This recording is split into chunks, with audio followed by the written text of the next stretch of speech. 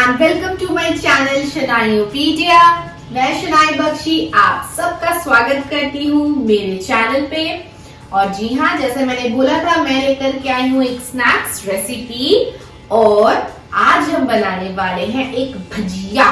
जी, आज मैं बनाऊंगी प्याज के पकौड़े यानी कि प्याजी, जिसे आप लोग प्याजी भी बोलते हैं, प्याज के पकौड़े भी बोल सकते हैं, बट विदाउट बेसन। जी, हम बेसन का इस्तेमाल नहीं करेंगे, हम करेंगे किसी और चीज का इस्तेमाल फॉर द बाइंडिंग और बनाएंगे हमारे प्याज के पकौड़े। अब जैसे ही ठंडी का सीजन आने वाला होता है ना, तब सबसे पहले ना दिमाग में यही सवाल लगता है, भजिया पकौड़ा, इसका पकौड़ा खा लूं, उसका भजिया खा लूं। लोग शाम होती है हमारी एकदम ऐसे बस चाय के साथ। वैसे ऐसा नहीं कि पकौड़े हम बाकी सीजन में नहीं खाते, जैसे बहाने हैं। विंटर सीजन में हम लोग खाते हैं, इवन रेनी सीजन में तो ओ माय गॉड, बारिश हुई नहीं, बस पकौड़े खत्म हो गया, पकौड़े खत्म हो गया। वैसे ही हाल हमारा विंटर सीजन में, ठंडियां रहती है, लगता है हीटर के पास या कहीं पे बॉनफायर के पास बैठ जाए और गरम गरम चाय या कॉफी मिल जाए और साथ में कुछ एक पकौड़े मिल जाए। पकौड़े किसी के भी हो चलेंगे, बट होने चाहिए। तो चलिए शुरू करते हैं आज का स्नैक्स स्पेशल ब्लॉग और बनाते हैं प्याजी विदाउट बेसन। सबसे पहले हम शुरुआत करेंगे हमारे इससे। ये है हमारा आज का बेसन। जी हाँ, बेसन की जगह आज मैं इस्तेमाल करूंगी ये, यानी कि मसूर की दाल। और ये देखिए, इससे पहले वाले व्लॉग में जब मैंने मसूर की दाल की कचौड़ियां बनाई थी तो मैंने उसको स्ट्रेन करके पहले से रख दिया था। आज मैंने नहीं रखा है, मैं दिखाना चाहती हूँ कि मैं किस चीज की बात कर रही थी। ये देखिए, भिगो के रखने से कैसे ये गंदा सा पानी इतना निकलता है। इसको मैंने बहुत बार धोया है, उसके बाद देखिए ये हाल है। तो आप समझिए कि हमें किस लेवल तक वॉश करना है। तो अभी मैं इसको फिर से वॉश करूंगी और फिर हम इसका एकदम महीन पेस्ट तैयार करेंगे। बिल्कुल ही महीन हमें इसे मिक्सर में पीस लेना है। हाँ जी, तो ये दाल हमारा एकदम पीस चुका है, एकदम मैंने महीन पेस्ट किया है इसको। ठीक है, और कुछ इसमें नहीं, सिर्फ मैंने थोड़ा सा पानी डाल करके ही इसको पेस्ट किया और एक्स्ट्रा कुछ ऐड नहीं किया है। ठीक है, अब हम आगे बढ़ेंगे। अब यहाँ मैंने रखा हुआ है स्लाइस करके से पतले पतले कटे हुए प्याज। जब भी हम पकौड़े बनाते हैं ना, तो हम ऐसे ही थोड़े से स्लाइसेस करते हैं लंबे लंबे, ताकि हम भाई प्याज के पकौड़े खा लें तो मुंह में प्याज आना चाहिए ना। आप छोटे छोटे अगर आप चॉप कर दोगे तो पता ही नहीं चलेगा कि पकौड़े खाए किसके हमने। इसलिए हमें थोड़ा सा इस तरह से बड़े कट करने हैं, थोड़ा सा ऐसे स्लाइसेस कट करने हैं। ठीक है, अब इसमें मैं डालूंगी ये थोड़ा सा चॉप किया हुआ लहसुन। अगर आपको लहसुन से ऐसा प्रॉब्लम है कि मुंह में नहीं पड़ने चाहिए, तो आप इन दैट केस लहसुन को ना दाल के साथ पीस सकते हैं। And same with the chili also. Chili भी आप अगर चाहते हैं तो दाल के साथ ही इनका पेस्ट कर सकते हो और फिर इसमें ऐड कर दीजिए। उसके बाद अब मैं इसमें डालूंगी थोड़ा सा ये कलौंजी, बहुत थोड़ा सा, ज्यादा नहीं, बहुत ही कम, जस्ट चुटकी भर आप कह सकते हैं। एंड अब भाई क्योंकि ये प्याज के पकौड़े हैं तो ऑब्वियसली ये वेज रेसिपी तो है नहीं, है ना। तो मैं इसमें एक एक्स्ट्रा टेस्ट और फ्लेवर डालने के लिए ऐड करने वाली हूँ एग, यानी कि अंडा। और फिर ये मैं इसमें डालूंगी हमारा पिसा हुआ दाल, जो मैं आज बेसन की जगह इस्तेमाल करने वाली हूँ। दाल के बाद अब बारी है इसमें डालने की ये चॉप किया हुआ धनिया। ये हरा धनिया मैंने फ्रेश कोरिएंडर लीव्स चॉप करके रखे थे। और अब नमक according to your taste and requirement, क्योंकि भाई ये भी बड़ा पंगा होता है ना कि नमक में भी बड़ा दिक्कत है। कुछ कुछ नमक ज्यादा चाहिए, कुछ कुछ नमक थोड़े से में बहुत ज्यादा हो जाते हैं। तो ये ना बहुत ही ध्यान रखने वाली बात है। तो अब मैं इन सारी चीजों को मिक्स करूंगी। और सबसे बेस्ट नमक के साथ ना क्या होता है कि इट्स बेटर कि आप पहले से थोड़ा ही डालें।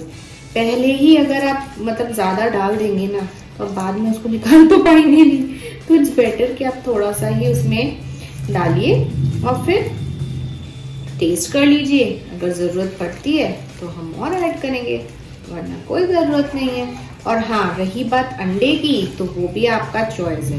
अगर आपको नहीं डालना है तो आप ना डालिए, लेकिन as my suggestion do try it. आप ज़रूर इसको ट्राई कीजिए, मैं बता रही हूँ इट टेस्ट अमेजिंग, और ये आपके पकोड़ों को भी एक अलग ही टेस्ट टेक्सचर एकदम डिफरेंट देगा। आपके पकोड़े एकदम सॉफ्ट बनेंगे, और दाल है क्योंकि तो क्रंची भी बनेंगे, है ना। तो इसीलिए आप एक बार दीजिए, एक बार ट्राई करके देखिए, ठीक। तो ये अब मैंने मिक्स कर लिया है, और अब मैं थोड़ी देर के लिए इसको ऐसे ही 1 मिनट के लिए छोड़ दूंगी। ऐसा इसलिए क्योंकि इसमें नमक डाला है, तो अभी ये ना थोड़ा सा सॉफ्ट होगा। जो हमें करना है, हल्का सा सॉफ्टनेस की ज़रूरत है। तो अभी हम इसको थोड़ा सा 1 मिनट के लिए छोड़ देंगे, उसके बाद हम हमारे पकौड़ों को तलेंगे। हाँ जी, तो ये तेल हो गया गरम, मैंने पहले ही कर लिया था, और इसे हम फ्राई करेंगे सरसों के तेल में। जी हाँ, पकौड़े ना सरसों के तेल में ही मजा आता है। हाँ, वो अलग बात है कि ये बेसन के पकौड़े नहीं है, बट देन टू पकौड़े आप उसमें तलेंगे ना तो ज्यादा अच्छा टेस्ट आएगा। और ये मेरा बैटर एकदम सॉफ्ट हो चुका है, देखिए। और मैंने ना थोड़ा सा 1 पिंच इसमें हल्दी डाल दिया, क्योंकि कलर थोड़ा सा व्हाइट सा लग रहा था, तो मैंने कहा चलो थोड़ा सा हल्दी डाल देते। तो मैंने हल्का सा इसमें एकदम चुटकी भर डाल दिया। वो कोई जरूरी नहीं है, नहीं भी डालने से क्या फर्क पड़ता है, ठीक है। तो ये है, यस, लाइक दिस। हम थोड़े थोड़े से इसमें हमारे प्याज के पकौड़े एक करके पोर्शंस लेंगे अपने हिसाब से, छोटे बड़े आपको जैसे पकौड़े चाहिए, जितने बड़े खाने उतने बड़े, उस हिसाब से आप इसे पोर्शंस लेकर के तेल में डालते चलिए।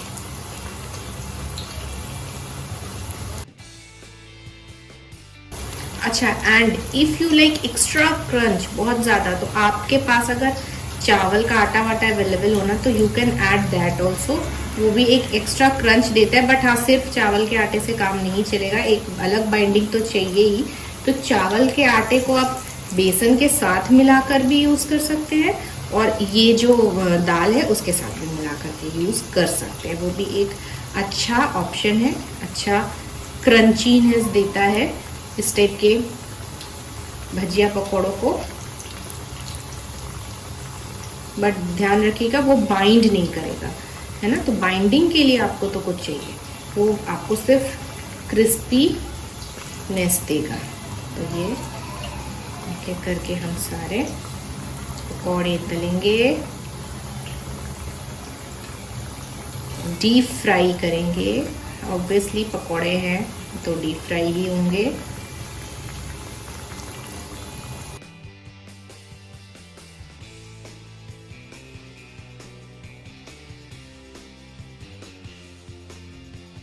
अभी फर्स्ट जो साइड है उसे मैं एकदम लो फ्लेम में कुक करूंगी, फ्राई करूंगी। एक साइड जब हो जाएगा तब मैं इसको पलट के फ्लेम बढ़ाऊंगी और तल के इसको निकालूंगी।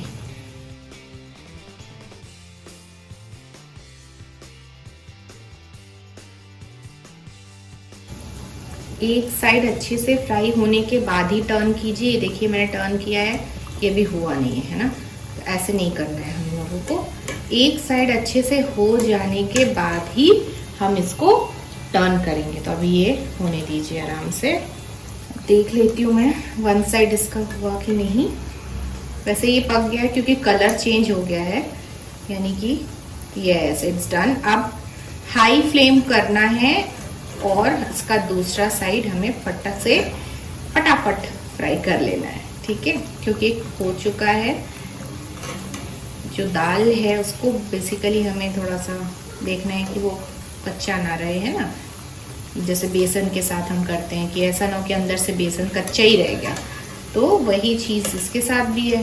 ये अब दाल ऐसा ना हो कि अंदर से गीला गीला रह जाए, इसलिए इट्स ऑलवेज ये अच्छा होता है कि आप पहले ही फर्स्ट साइड जो है उसको एकदम लो फ्लेम में फ्राई करके, और फिर जब टर्न करें तब आप फ्लेम को हाई कर दीजिए और फिर उसको फ्राई करके निकाल लीजिए। कुक भी हो गया और फ्राई भी हो गया। ठीक है, और थोड़ा सा ही गोल्डन ब्राउन में रख रही हूँ। बहुत अब आपको बहुत ज़्यादा कड़क रखना है और थोड़ा सा तलना है, ठीक है, वो अब आपकी चॉइस है। आप अपने हिसाब से इसको ज़्यादा फ्राई या कम फ्राई रख सकते हैं, है ना। तो बेसिकली ये वाला जो है ना, ये आप देख रहे हैं दिस वन सेकेंड में उठा के दिखा, तो ये वाला जो साइड है ऐसे ही हम रखेंगे।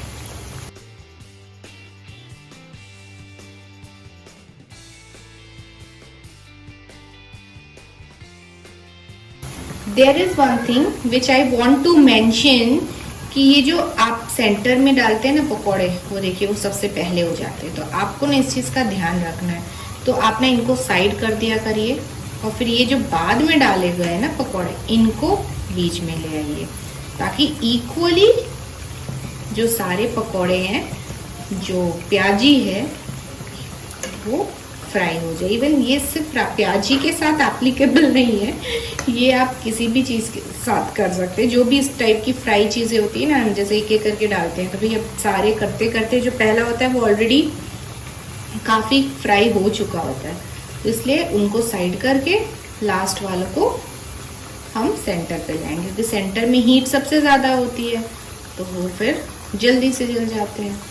तो इसलिए हमें इस चीज़ का रखना है ध्यान।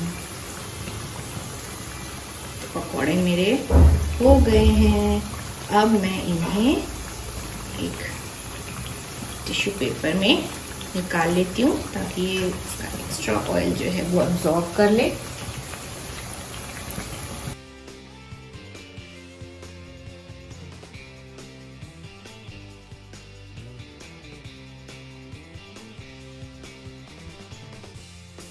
पकौड़ों को उतारते वक्त फ्लेम को हाई रखिए ज़रूर, वरना एक तेल बहुत ज़्यादा ही एब्जॉर्ब होकर के निकल आएगा, इसलिए फ्लेम को बढ़ा करके ही निकालिए। तो ये मेरे पकौड़े बन करके हैं रेडी।